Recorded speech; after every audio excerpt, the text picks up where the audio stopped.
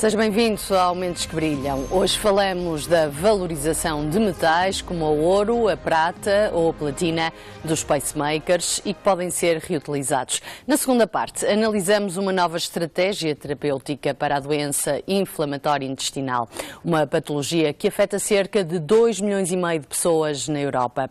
Mas para já, fica a pergunta: e se o ouro e a prata dos pacemakers fossem reutilizados? Um grupo de cientistas da Universidade do Porto está a analisar quantos pacemakers são precisos para tornar um negócio rentável. É meu primeiro convidado, António Kerner Dias, da Faculdade de Ciências da Universidade do Porto, a quem agradeço a disponibilidade de vir aqui ao Porto Canal ao Mentes que Brilham. E a minha primeira pergunta é muito simples, é como é que surgiu esta ideia? Não é propriamente uma investigação muito vulgar. Antes de mais, agradecer o convite, e é com muito gosto que estou aqui a participar neste programa Mentes que Brilham. Tentando responder à sua pergunta, eu diria que se calhar, provavelmente, a forma como surgiu esta ideia de tentar, de alguma forma, valorizar alguns dos metais presentes nos pacemakers, não pode dizer que tenha sido de uma forma canónica daquilo que é normal fazer-se em ciência. Contando um bocadinho da história, eu poderia dizer que talvez há uns 5 ou 6 anos atrás, numa das unidades curriculares que sou responsável na faculdade, a unidade curricular de resíduos sólidos, numa visita que habitualmente fazemos ao Hospital de Santo António, no Porto, os alunos que acompanharam na visita verificaram que os pacemakers eram classificados como um resíduo, e como resíduo que são, tinham um tratamento que pareceria muito estranho para a composição que normalmente é a composição de um pacemaker. A partir daí terá surgido a ideia de vamos ver como é que é constituído um pacemaker e vamos ver até que ponto aquilo que faz parte da sua composição pode ou não de alguma forma ser reutilizado, ser valorizado de alguma forma. Então o primeiro contacto foi exatamente contactar alguns hospitais onde se fazem explantes de pacemakers, quando há necessidade de os substituir ao fim do tempo de duração normal da bateria do pacemaker, há necessidade de os substituir. E tentámos fazer com que então alguns desses hospitais nos pudessem ceder alguns pacemakers em fim de vida para nós podermos verificar qual era a sua composição. Ou seja, este foi um trabalho que começou na realidade a partir de uma ideia de 2 alunos que neste momento já não estão na faculdade, já concluíram a sua formação e tudo a partir daí desenrolou-se, foi como quase que diria um efeito de bola de neve, os trabalhos foram-se fazendo, os resultados foram aparecendo e, como eu costumo dizer, em ciência o trabalho nunca acaba e terá que ter continuidade, claramente. Portanto, a primeira parte realmente foi conseguirmos obter pacemakers que estavam colocados num canto em muitos hospitais, que não tinham um destino propriamente, um destino pré-determinado, e começar a estudar realmente a composição desses pacemakers. Uma curiosidade, estes resíduos dos pacemakers, não sei se é assim que lhes podemos chamar, nos resíduos hospitalares podem ser considerados perigosos?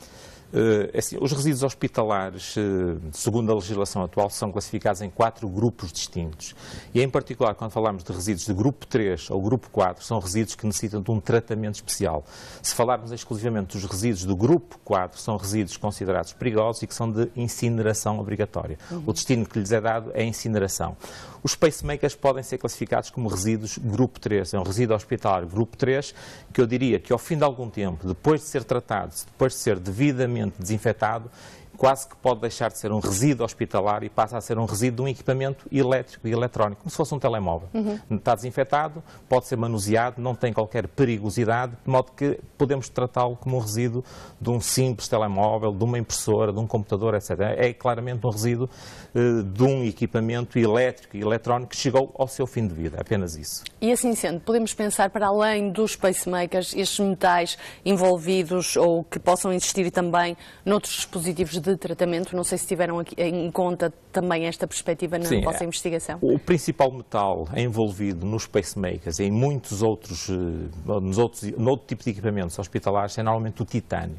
E o titânio porquê? Porque o titânio é um elemento que é extremamente compatível com os tecidos biológicos. Claro. E daí o invólucro exterior de um pacemaker, aquilo que é a sua cápsula, é praticamente 99,9% é constituída por titânio. E não era necessariamente o titânio que nos interessava na nossa investigação. investigação, porque o titânio, sendo um elemento metálico e que pode fazer todo sentido a sua recuperação e a sua valorização, não é dos elementos mais valiosos nem dos mais raros na natureza. Então a nossa preocupação centrou-se essencialmente naquilo que se chama a placa de circuito impresso. É aí que está o tal ouro e a platina. É um termo demasiado pesado, mas a placa de circuito impresso existe também nos telemóveis, existe num computador, numa impressora, e normalmente alguns dos componentes desta placa de circuito impresso são banhadas a ouro. E porquê o ouro? Porque o ouro é um condutor elétrico por excelência. Nós podíamos banhá-lo à cobre ou banhá-lo à prata, mas o ouro é dos melhores condutores que existe na natureza. Nós, para fazermos chegar a eletricidade à nossa casa, usamos fios de cobre. Porquê? Porque o cobre é muito mais comum na natureza do que é o ouro ou do que é a prata. Nos pacemakers, como são aparelhos de elevada sensibilidade e que não podem falhar, um pacemaker após estar instalado no organismo humano não pode falhar. E como não pode falhar, a solução realmente foi usar aquilo que é classificado como sendo os melhores condutores elétricos que existem. Daí ele terem alguma quantidade em ouro e alguma quantidade em prata, essencialmente na tal placa de circuito impresso.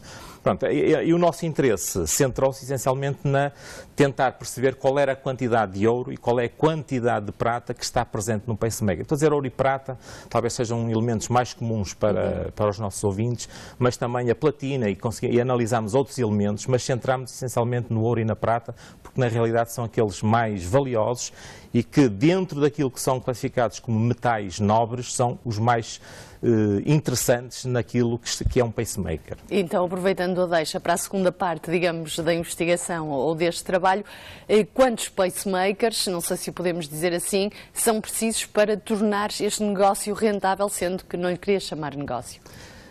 Sim, nesta fase também é um pouco difícil dizer que é um negócio, porque na realidade não é um negócio, é apenas uma investigação e uma reutilização. E tendo em conta toda a política que se faz com os resíduos a nível nacional, todo o resíduo que possa ser valorizado, mesmo que essa valorização não resulte num ganho financeiro, acaba por ser positivo em termos do ambiente. No caso dos pacemakers, Portugal é um país pequenino, com 10 milhões de habitantes, mas quando começamos a tentar perceber o que era o pacemaker, quantos pacemakers se usam em Portugal, quantos são explantados anualmente ou quantos são implantados anualmente, os números acabam por ser até bastante surpreendentes. Nós chegamos a números que são da ordem dos 8 mil pacemakers por ano que são explantados. Sinal, aparelhos que chegam ao seu fim de vida útil, a bateria deixa de ter capacidade para funcionar e ele tem que ser substituído. E em Portugal, quando se substitui um pacemaker, à semelhança de praticamente todos os países na Europa, o pacemaker é considerado um resíduo. Noutros países não tem que ser necessariamente assim. Há países em que os pacemakers podem ser explantados, são abertos, a bateria é substituída e depois disso ele pode ser reutilizado. É evidente que não pode ser reutilizado no mesmo paciente. Porquê? Claro. Porque o paciente não pode estar à espera que o seu pacemaker vá até à fábrica, seja a bateria substituída e seja novamente colocada a funcionar no seu organismo.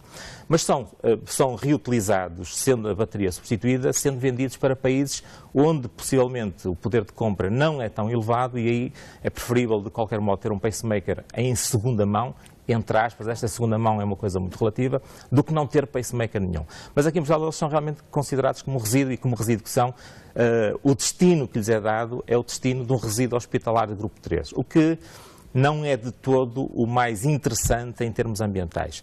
Então, nestes 8 mil pacemakers que temos em Portugal, é um país pequeno, como disse, a escala acaba por não ser demasiado interessante para nós podermos ter uma unidade de transformação, uma unidade de aproveitamento, quer do ouro, quer da prata, apenas usando pacemakers explantados em Portugal. Daí, um dos próximos passos que estamos a tentar dar é tentar perceber se, a nível europeu, considerando os países que fazem pelo menos parte da comunidade europeia, se era possível conseguir ter uma escala suficientemente grande que permita aproveitar todos os pacemakers que são explantados na Europa e aproveitá-los a partir daí, conseguir retirar a prata e o ouro para depois ser reutilizado num outro fim qualquer, dar-lhes um outro destino claramente mais nobre. Mais em prol do ambiente do que propriamente no negócio. Só mesmo a terminar... Eu diria só, em prol do ambiente, em Portugal claramente em prol do ambiente, mas quero acreditar que à escala europeia é em prol do ambiente, mas também pode ser um negócio Ser em rentável, prol não do tenho negócio. dúvidas quanto a isso, que sim. Só mesmo a título de curiosidade, qual é a durabilidade ou um pacemaker, regra geral, quanto tempo é que dura? O pacemaker é um aparelho pequenino que evoluiu muito nos últimos 10, 15 anos e terá evoluído bastante. Não só na sua dimensão, eles são cada vez mais pequeninos, não só no seu peso, são cada vez mais leves, mas também na durabilidade da sua bateria. As baterias que se calhar há 10 anos atrás durariam 3, 4 anos, agora conseguem durar 7 a 8 anos, o que praticamente duplicou-se o tempo de durabilidade da bateria do pacemaker. O que mostra que realmente a tecnologia tem evoluído e o aparelho é cada vez mais fiável, com maior durabilidade e cada vez mais leve, ou seja, tem cada vez menos metais também. Muito bem, muito obrigada. Agradeço todas estas explicações, a disponibilidade de vir até cá. Muito Quem obrigado. sabe daqui a uns anos poderemos falar numa outra forma de negócio e assim o desenvolvimento desta investigação. Quanto